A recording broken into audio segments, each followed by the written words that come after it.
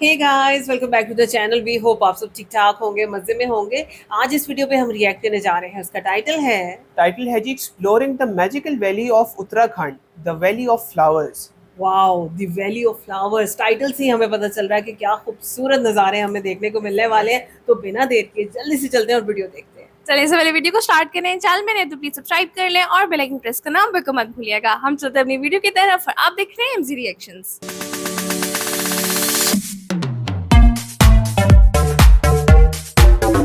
चलो तो वीडियो को स्टार्ट करते हैं। 3 2 1 and go.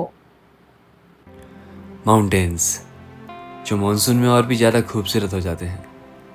And there are so many monsoon treks in Uttarakhand जबरदस्त। जो मानसून के ही कुछ महीनों में खुलते हैं, और इन ट्रैक्स की असली खूबसूरती हमें मानसून में ही देखने को मिलती है। इस बार मैं ऐसे ही एक ट्रैक पे जा रहा था जो अपने फ्लावर्स के लिए बहुत फेमस है, वैली ऑफ फ्लावर्स।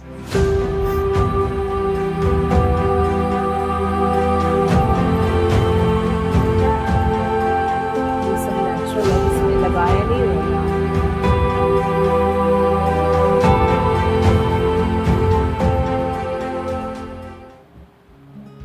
तो वैली ऑफ फ्लावर्स जाने के लिए मैं आ जाता हूँ अपने होम टाउन लोहाघाट से माँ गंगा के किनारे बसे इस खूबसूरत से शहर ऋषिकेश में। ऋषिकेश। ये मेरा ख्याल है टेम्पल है।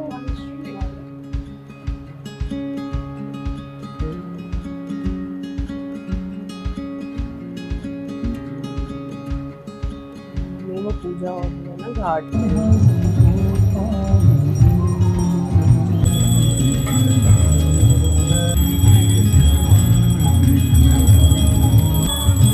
तो देखो बड़े यंग यंग लड़के हैं। ये सुकून भरी आरती देखने के बाद मेरा मन था एक ऐसी जगह रुकने का जो ऋषिकेश की भीड़ भाड़ से दूर हो, जहाँ शांति हो।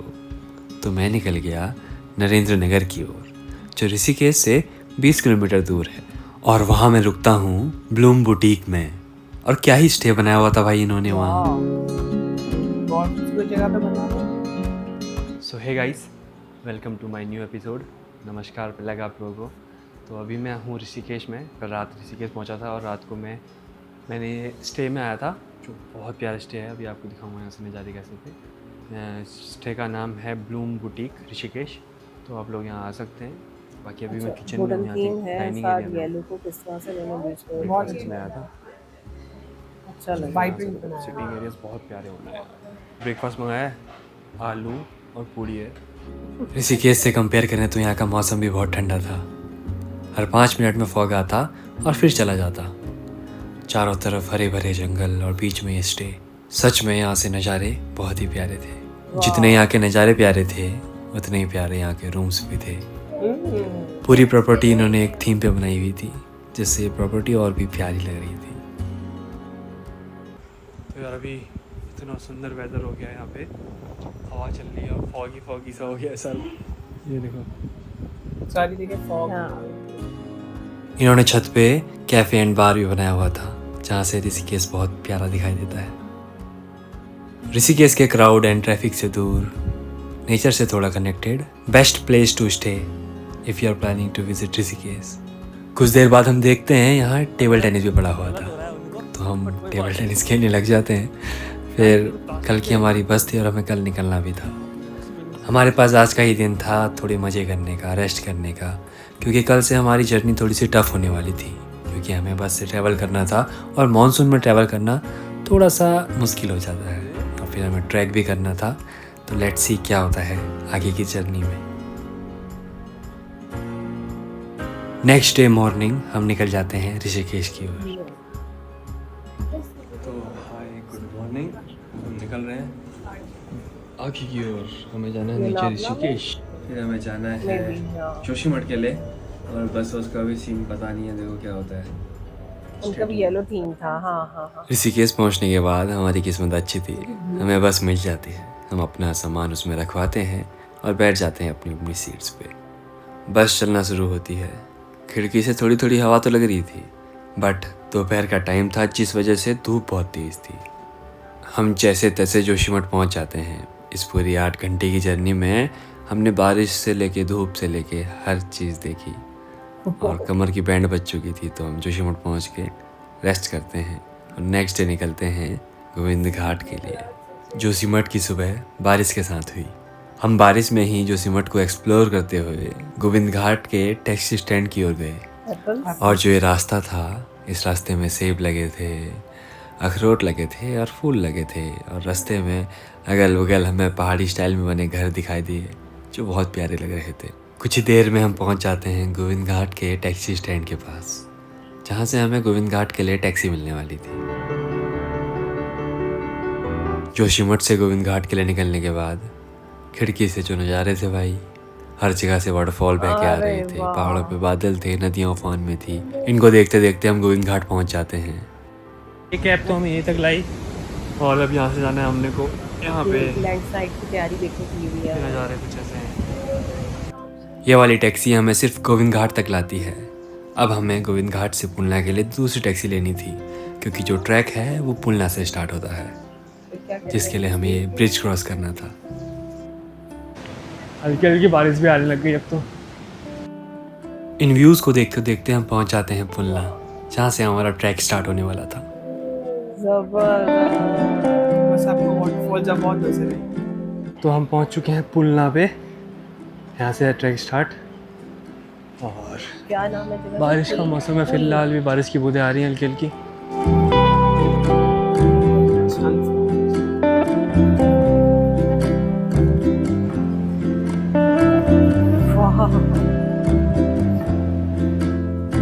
लकड़ी लग रहा है ना। पुलना से हमारा ट्रैक स्टार्ट ही हुआ था कि मेरी नज़र पड़ती है गांव के जस्ट सामने एक वाटरफॉल पे, जो हरे भरे नज़ारे के साथ बादलों के बीच में इतना प्यारा लग रहा था।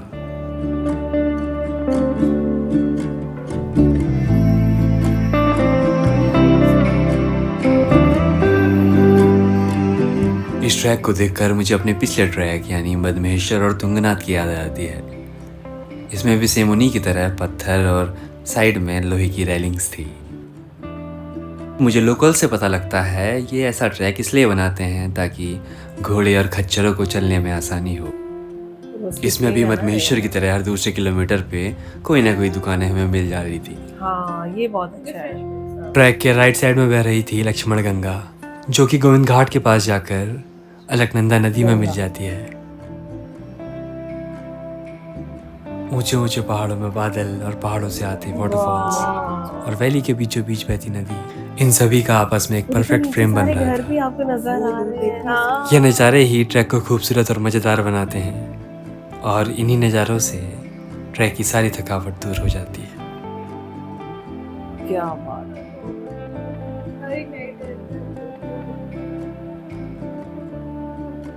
हम ये सोच ही रहे थे कि यार बारिश नहीं हो रही है, शायद मौसम साफ हो जाएगा। ये सोचते ही बारिश की बूंदें टपकने लगती हैं और हमें अपना रेनकोट पहनना पड़ता है।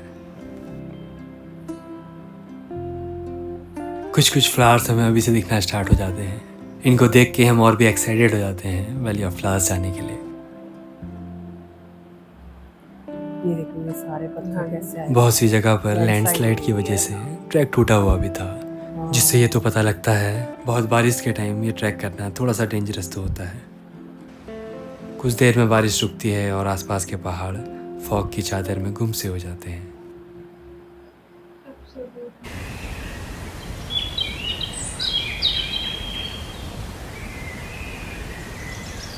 अब ट्रैक भी धीरे धीरे स्टीप होने लगता है और वेदर भी पूरा फॉगी फॉगी सा हो ये जाता है। ट्रैक है देखा। हाँ जी। और जगह जगह पे ऊपर पहाड़ों से वाटर स्ट्रीम्स भी बह के आ रही थी, जिनको पार करना मुश्किल तो नहीं था, लेकिन हमारे जूते अच्छे से भीग चुके थे।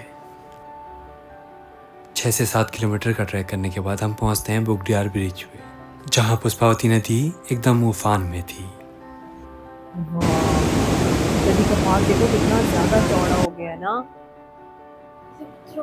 हमारा आधे से ज़्यादा ट्रैक हो चुका था, बॉडी की एनर्जी भी कम होने लगी थी, बैग और भारी लग रहा था। बारिश हमें अलग परेशान कर रही थी, लेकिन बारिश की वजह से ट्रैक में थोड़ी गर्मी कम लग रही थी। तो अभी हम पहुंचे हैं खुआड़ जंगल के पास। बारिश तरह मौसम अच्छा कर देता है। बारिश अभी भी लगातार हो रही है यार। ये देखो भाई, इतने सारे मधुमक्खी के छत्ते। ये क्या है? जी जी मामा। जब ट्रैक स्टार्ट किया था तब तो बहुत एनर्जी थी, लेकिन अब एनर्जी बिल्कुल ख़त्म हो चुकी थी। अब ट्रैक भी बहुत स्टीप हो चुका था। बस हमें इंतज़ार था तो घांगरिया पहुंचने का और आराम करने का, और फिर कुछ ही देर में हम घांगरिया पहुंच जाते हैं। तो यार अभी हम पहुंच गए हैं घांगरिया और स्टे ले लिया हमने, और अब यहाँ से निकलेंगे सुबह वैली ऑफ फ्लावर्स के लिए। 7 बजे गेट खुलता है और अपन निकल लेंगे। फिर मिलते हैं वैली ऑफ फ्लावर्स में सुबह।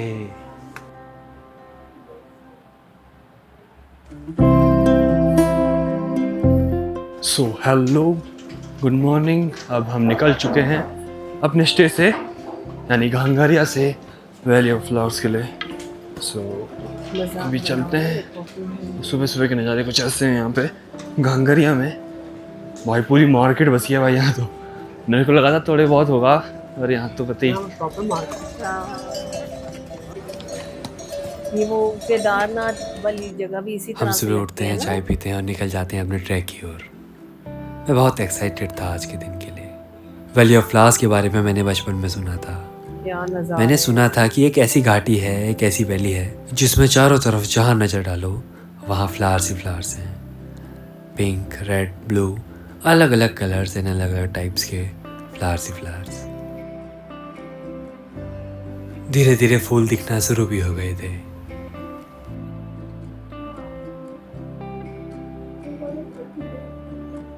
मैं सब वैरायटी देख लूं। कुछ देर आगे चलकर आता है वैली ऑफ फ्लावर्स का गेट, जहाँ चेकिंग वगैरह होती है और टिकट वगैरह कट होता है। नेशनल पार्क, जुरासिक वर्ल्ड जैसा गेट है। लिखा है, सारे फ्लावर्स के नेम लिखे जो यहाँ पे होते हैं।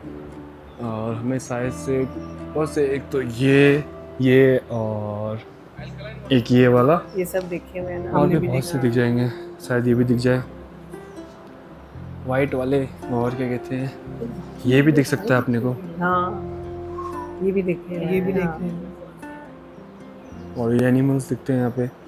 ऊपर के वैली ऑफ वहाँ फ्लावर्स पे में हम अब naturally अच्छे से ये एंटर कर चुके है। थे। यहाँ की हवा में ही एक अलग सी फ्रेशनेस थी। चारों तरफ हरियाली थी और हर जगह रंग बिरंगे फूल। तो पाइप डाला हुआ था पानी के लिए। ये छोटे वाले हैं।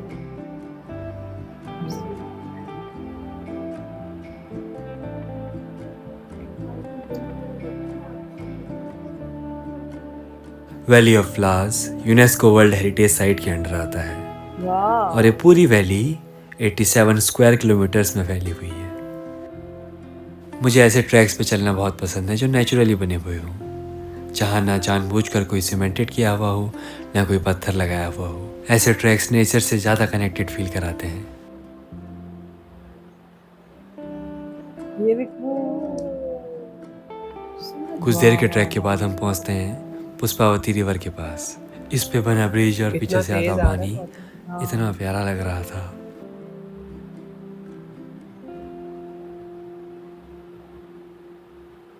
जो नजारा भाई ब्रिज से आ रहा है, साहब, वो सामने बहुत ज्यादा- नदी का फ्लो दिखाऊं तुम्हें। ये देखो भाई, हाँ, पूरे उफान में है कती।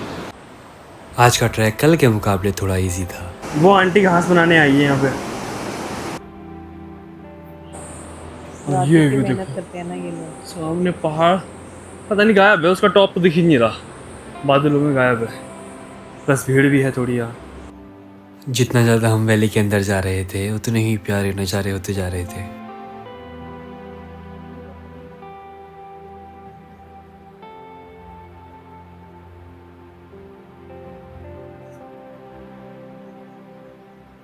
ये बड़ा प्यारा लग रहा है ग्रास पे। फ्लावर्स के साथ साथ यहाँ की वाइल्ड लाइफ भी काफ़ी इंटरेस्टिंग है। आप अगर लकी हो तो स्नो लेपर्ड, हिमालयन मोनाल, ब्लू शीप, रेड फॉक्स और काफ़ी ऐसे एनिमल्स को देख सकते हो।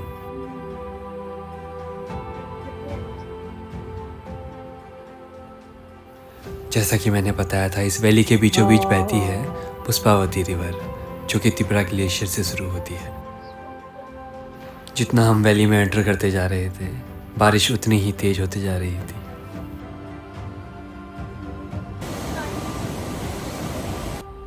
मुझे ऐसे छोटे ब्रिज क्रॉस करना बहुत एक्साइटिंग लगता है। क्योंकि सामने से इतना साफ पानी बह रहा हो और तुम उसके ऊपर से उसे पार कर रहे हो, इससे ज़्यादा खूबसूरत क्या ही हो सकता है।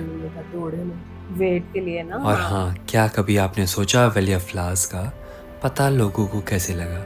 वैली ऑफ फ्लावर्स को 1931 में फ्रैंक एस स्मिथ ने एक्सीडेंटली डिस्कवर किया था। जब वो अपने माउंट कामेट एक्सपेडिशन से वापस आ रहे थे, तब उनकी नज़र इस वैली पे पड़ी और इस वैली की खूबसूरती को देखते हुए उन्होंने एक बुक लिखी जिसका नाम उन्होंने रखा वैली ऑफ फ्लावर्स।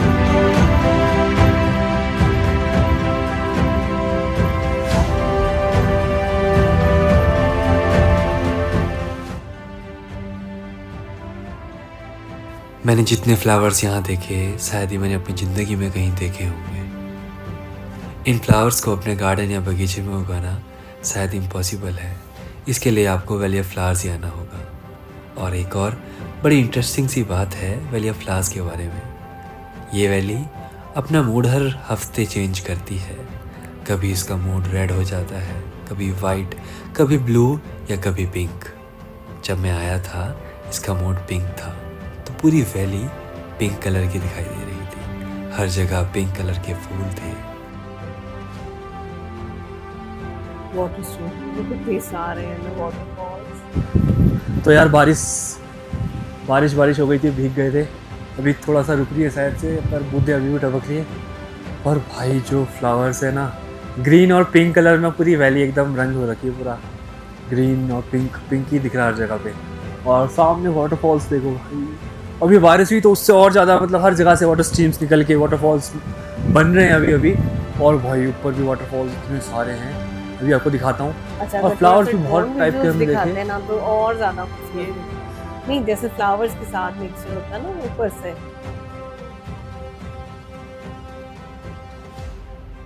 बारिश की वजह से हम वैली को अच्छे से एक्सप्लोर नहीं कर पाए, लेकिन जितनी भी हमने वैली देखी वो बहुत खूबसूरत देखी। इतने सारे फ्लावर्स और इतने सारे वाटरफॉल्स, चारों तरफ हरियाली और रंग बिरंगे फूल और बादलों को छूते हुए पहाड़ सच में बहुत सुकून देते हैं। इस बार इस वैली को तो मैं बारिश की वजह से अच्छे से एक्सप्लोर नहीं कर पाया, लेकिन नेक्स्ट टाइम जब भी आऊँगा तब इसे अच्छे से एक्सप्लोर करूँगा। ट्रैवल करना, हाइकिंग करना जितना आसान दिखता है उतना होता नहीं। कंधे पे भारी सा रैकसैक, बगल में खाई, कीचड़, गर्मी, बारिश, धूप, ठंड, सभी चीज़ों को ध्यान में रख के सभी चीज़ों से कुछ ना कुछ सीखने को मिलता है। और यही सारे एक्सपीरियंसेस हमें आगे की जर्नी में हेल्प करते हैं। यही पल यादगार भी बनते हैं और बहुत कुछ सिखा के भी जाते हैं। वाह, कितनी खूबसूरत वीडियो है। और आप ये चीज़ देखो कि जो नज़ारे वहाँ देखने को मिल रहे हैं, मतलब एक नया उत्तराखंड हम देख रहे हैं। अभी से पहले हमने जो भी कोई वीडियो यहाँ की देखी है वो बिल्कुल डिफरेंट थी, और आज रेनी सीजन के अंदर नज़ारे बिल्कुल फर्क है। और सबसे मजे की बात, एक एक्सीडेंटली डिस्कवर हुई हुई वैली को देख रहे हैं आज, और इस कदर खूबसूरत है, स्पेशली फ्लावर्स और साथ जो झरने नजर आ रहे हैं, वाटरफॉल नजर आ रही है, वो बहुत खूबसूरत है, बहुत ज्यादा खूबसूरत है। और देखो वो बात बिल्कुल सही कर रहे थे, अब 4 दिन का ट्रैवल करके वो इस वैली तक पहुंचे हैं। इतना आसान नहीं है वहाँ पे जाना, बहुत सी प्रॉब्लम्स आती है। मतलब बहुत से लोग ट्रैक करते हैं, जब किसी के पाँव में चोट लग जाती है, कोई कीचड़ आता है, तो इतने सारे प्रॉब्लम्स होते हैं। वेदर ही आपका दुश्मन बन जाता है। मतलब जिस तरह से थ्रू आउट बारिश हो रही, वो चीज कोई आसान नहीं थी, काफी डिफिकल्ट। हाँ बिल्कुल ऐसे ही है। लेकिन फिर हम यहाँ पे देखते हैं कि भाई इतनी मेहनत से जब आप ट्रैवल करके जाते हो और आगे इस तरह के नज़ारे आपको देखने को मिलते हैं, तो मेरा ख्याल है कि सारी थकन दूर हो जाती है और बहुत इंजॉय करते हैं। और ख़ास तौर पे मुझे सबसे अच्छा पता क्या लगा, जहाँ ब्रिज के ऊपर से लास्ट में उन्होंने दिखाया और सामने से दरिया पूरे अपने जोबन पे नजर आ रहा है, बहुत खूबसूरत लग रहा था। और दूसरे नंबर पे आगे देखो कि जहाँ पे उन्होंने स्टे किया था, वो ब्लूम जो होम स्टे था, वो बड़ा खूबसूरत था। ऐसा ही है। और आप देखिए थ्रू आउट जो उनकी जर्नी थी कितनी ज्यादा सीनिक थी। मतलब एक पल के अंदर बादल आते थे, अगले पल में खत्म हो जाते थे। अच्छा, और टोटली व्यू चेंज हो जाता है, बिल्कुल इसी तरह से। और फिर एक और बड़ी हैरानकुन बात हमने सुनी कि भाई ये इस वैली का अपना एक मूड होता है, कभी आपको किसी कलर में ये नजर आ रही है और कभी किसी कलर में नजर आ रही है।